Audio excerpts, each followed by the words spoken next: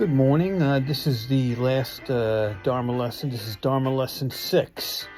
And congratulations, you've completed a year or two of Dharma lessons in about 6 days. If you have any questions, let me know. It's like an onion. You keep peeling things and you keep finding different things. And who's here? This is Percy. He's here for his Dharma lessons. He likes the Dharma lessons too. And this is, before I begin, I just want to say, some people believe that if you've got some difficulties and stuff, that you punch a pill, anger or stress or other things. Maybe a therapist might tell you to punch a pillow. And in the Buddhist teachings is like, well, that's so good.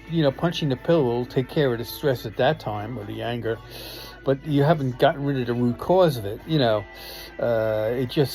like taking aspirin. When you have aches and pains, you're not taking care of the aches and pains. You're just alleviating the symptoms.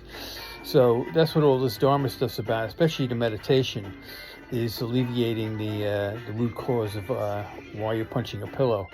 Anyhow, let's get to the lesson, and this is all going to be meditation. And by the way, I had a wrong line in the prayer before we began relative and ultimate bodhicitta. It's blessed me, my special guru. Never mind. Let's just skip that. I got it mixed up in my mind. Wait a minute. Oh, I got it. I pray to you, my special guru, so that you may bless me, not grant me. It's bless me with love, compassion, and bodhicitta. Okay? And you say that 3 times. Okay, anyhow, let's get to the lesson here. And the first, it's called Tonglen meditation. And what makes this Tibetan meditation different than, say, what you learn in Vietnam or China or in Japan? Buddhism's gone in India, by the way. They can't figure out what happened, why it disappeared there. It's basically all Hindu there, Muslim. But my cat is licking my arm. It's driving me nuts.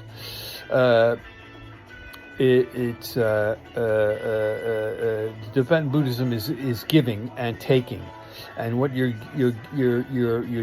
taking care of yourself first, because you got to be healthy to take care of yourself, and then you're sending positive energy to people who need it. Whether they're sick or need or stressed or just need a lift. And it does seem to work. But again, like I said earlier, don't tell them you're doing it. That takes away the purpose of doing it. Like taking credit for it. That's not good. We don't want to take credit for it. We just want to do it. So you do it. Your breath counts. 1, 2, 3, and I do, for the first couple of ones, I do 2 sets of 7. And I send energy to my late wife Jerry in the other world where she is, and then I'll do it for you. Anything you may be stressed from. So I'll send you some positive energy. I'm taking credit for it, which I just am not supposed to do, but I'm part of the lesson. Anyhow, now I'll do it for myself. 1, 2, 3, and I'll do 2 sets. 1 set for taking care of my depression, which is subsiding quite a bit after being in place since the mid-90s. And then for my overall health, my leg injuries, that's why I used a walker. It's a long story, but I'm trying to work myself off it after all these years. And then I'll go into other people, like my friend Bill's got bad teeth. So I'll do a 1 set for him. 1, 2, 3, 4, nice and slow. Don't rush it. 5, 6, 7. Then my sister-in-law, who's got a heart problem, but is taken care of. It's okay with medication. 1, 2, 3, 4, 5, 6. And then her daughter, Jancy, who's got is having mammograms done. So it's going to be okay. And I'll do a 7 count for her, and then a few other people who may need it at the time. And it changes, some people get better, some, and then some other people come in. And then you do it for all the people who have these ailments that you just did it for, and do a 7 count for them. 1, 2, 3, 4, 5, 6, 7, and then the whole world. And if you can picture a globe, that's what I do, and it's enclosed in glass, and it's got smoke in it. And what you're doing is, with your 7 count, is breathing in the smoke and then exhaling pure air, clear, so that you're getting rid of all the smoke and you're making it clear so that you can see Earth, the blue planet Earth, clearly. And that you're helping the whole planet with that. And that's basically the Tonglen meditations, okay? And do it nice and slow. Don't rush it, and concentrate on it, and try and help people who are sick or need a little energy, or you want to take care of.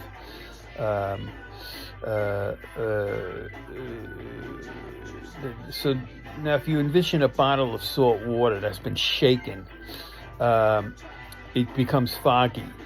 Now, we want to calm it down. And now, Lama Lodron in the Tuesday night class said, do this before everything, calm everything down. I don't do. I lead up to it, and I left out one thing. I left out Chen Raising. Okay, we're gonna have to go back after I finish this Shine meditation. So you want to calm everything down. So do your 7 counts, or whatever counts you want to do.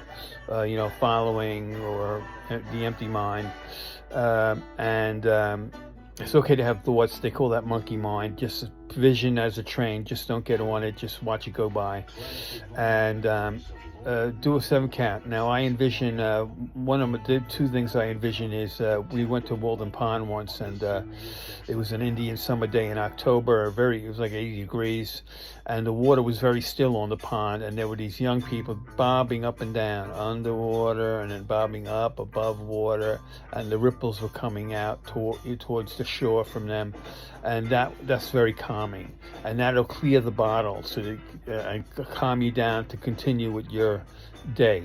Okay, now after we're done with the ultimate relative bodhicitta, you go to Chinrizig, okay, which is the bright light in the battle against mental affliction. And you do the 7 count for this.